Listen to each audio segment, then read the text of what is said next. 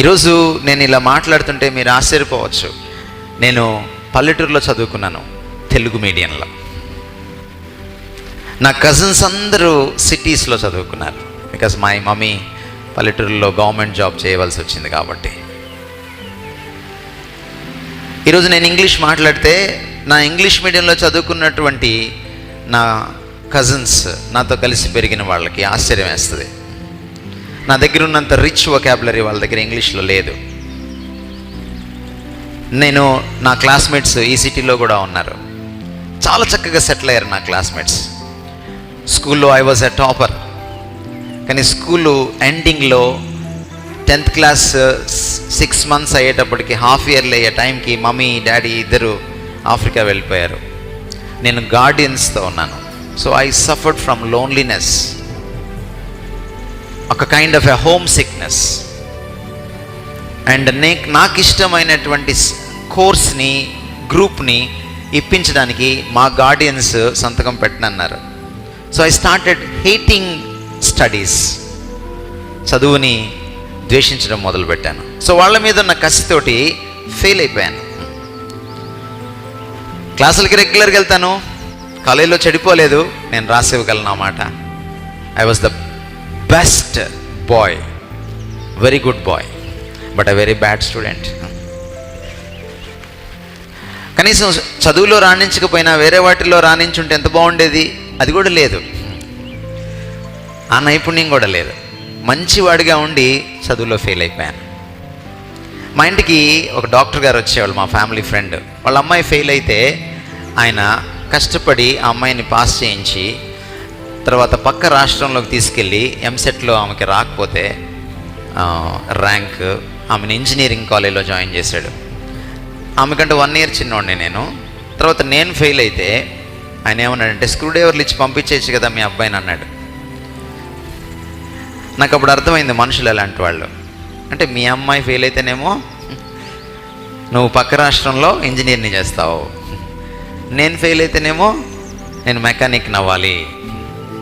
మోకరించి ప్రార్థన చేయడం మొదలుపెట్టాను. ప్రభువా, నువ్వు నిజంగా నేను మారు మనసు పొందితే, నాకు రక్షణ అనుభవం ఉంటే, నాకు నువ్వు ఆత్మనిచ్చుంటే, నువ్వు జ్ఞానానికి మూలమైతే నాకు జ్ఞానాన్ని ఇవ్వు. నన్ను అందరూ అజ్ఞానిగా చూస్తున్నారు. I just want to prove to the world that I am a wise man. And దేవుడు నాకు విజ్డమ్ ఇచ్చాడు. ఎక్కడ ఓడిపోయానో అక్కడ నన్ను గెలిపించాడు ఆయన. మన పని ఏంటంటే ఆయన నమ్మడం. న్యూనతాభావంతో సఫర్ అయ్యేవాడిని నేను. ఎవరైనా ఇంటికి వస్తే వాళ్ళకి గుడ్ మార్నింగ్ చెప్పాలంటే నాకు కాళ్ళలోనికి. Such a timid boy I was. కానీ ఈరోజు నా 1000 మందితో నేను మాట్లాడగలను. నేను ఎస్పీలతో మాట్లాడాను, ఐఏఎస్ ఆఫీసర్స్తో మాట్లాడాను యేసు ప్రభు గురించి కూడా.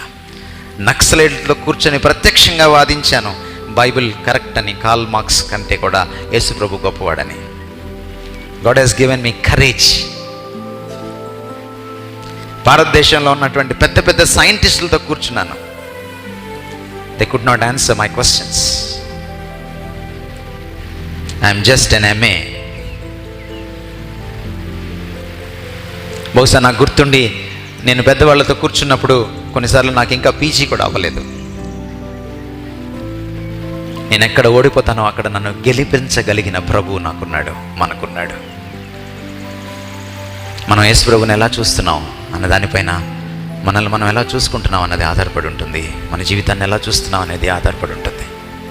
నేను చిన్నప్పుడు సండే స్కూల్లో ఉన్నప్పుడు ఇప్పుడు లాంటి పాటలు లేవు, చాలా మంచి పాటలు ఉండే. There is a very good song. ఈ సన్నివేశం మీద ఆధారం చేసుకొని రాసిన పాట. With Christ in the vessel I can smile at the storm as I go sailing home. With Christ in the vessel, vessel అంటే పడవ. I can smile at the storm, నేను తుఫాన్ని చూసి కూడా నవ్వచ్చు. As I go sailing home, నేను ఇంటికి వెళ్తూ ఉన్నప్పుడు పడవ నడిపించుకుంటూ.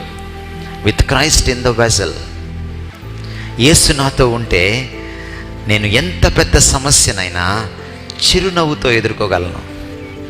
That's Jesus. He's bigger than your problems, your temptations and your trials. 15 years teach చేశాను నేను. నా క్లాస్లో 60 మంది ఒక సెక్షన్ అయితే, కొన్నిసార్లు 2 సెక్షన్స్ కలిపితే 120 మంది. 5 నిమిషాల్లో సెల్ ఫోన్లో అటెండెన్స్ తీసుకుంటాను నేను. 5 నిమిషాలు తల తిప్పాడా చచ్చాడే. వాడిని ఏం తిట్టాను నేను? ఒక క్వశ్చన్ వేస్తాను, అమ్మాయిల ముందు జవాబు చెప్పలేడు, చాలు అడిగేది వాడి జీవితానికి. సెటైర్ వేసాడా, మళ్ళీ సెటైర్ పడిందే. పక్కన అమ్మాయిలు ఉంటారు, జాగ్రత్త, పరువు పోద్ది. నేను కాలేజ్ నుంచి రిజైన్ చేసి వచ్చేటప్పుడు నా స్టూడెంట్స్ నన్ను చూసి ఏడ్చారు. నా దగ్గరికి వచ్చి నన్ను అడిగారు, సార్ సెల్ ఫోన్లో ఎట్లా వేసుకుంటారు సార్ మీరు అటెండెన్స్ అని. I don't want to waste time. Subject లేని లెక్చరర్స్ ఏం చేస్తారంటే పావుగంట అటెండెన్స్ చేసుకుంటారు, ఇంకో పావుగంట కబుర్లు చెప్తారు, ఇంకా పావుగంట మిగులుద్ది, పాఠం చెప్పి వెళ్ళిపోతారు. క్లాసులో ఎంత స్ట్రిక్ట్గా ఉంటానో బయటికి వెళ్తే అంత ఫ్రెండ్లీగా ఉంటాను. మా కాలేజ్ కారిడార్లో నిలబడితే మా ప్రిన్సిపల్ ఎవరు లోపలికి వెళ్ళరు, నేను నిలబడితే అందరు లోపలికి వెళ్ళిపోతారు. This is my test money in my college.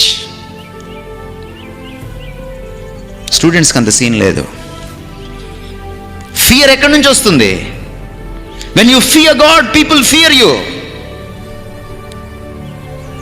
నువ్వు దేవునికి భయపడ్డప్పుడు నువ్వు దేనికి భయపడవు, మనుషులు నీకు భయపడతారు. You know that?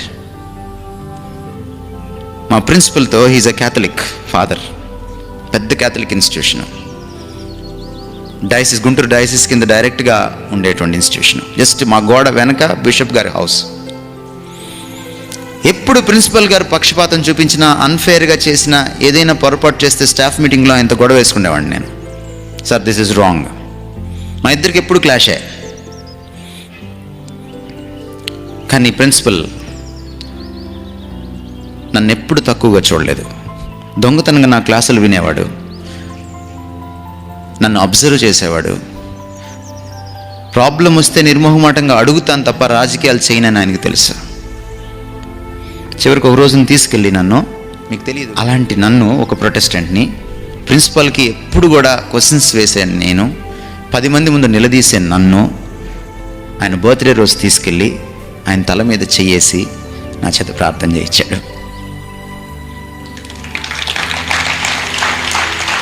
When you fear God, people fear you. When you honour God, people honour you. I'm nothing before them. ఆ బిషప్ 6 భాషలు ఆయనకి ఉద్దండు. హెబ్రీ, గ్రీక్ భాషల్ని చదువుతాడు. He directly translated Bible from Hebrew and Greek. Great man.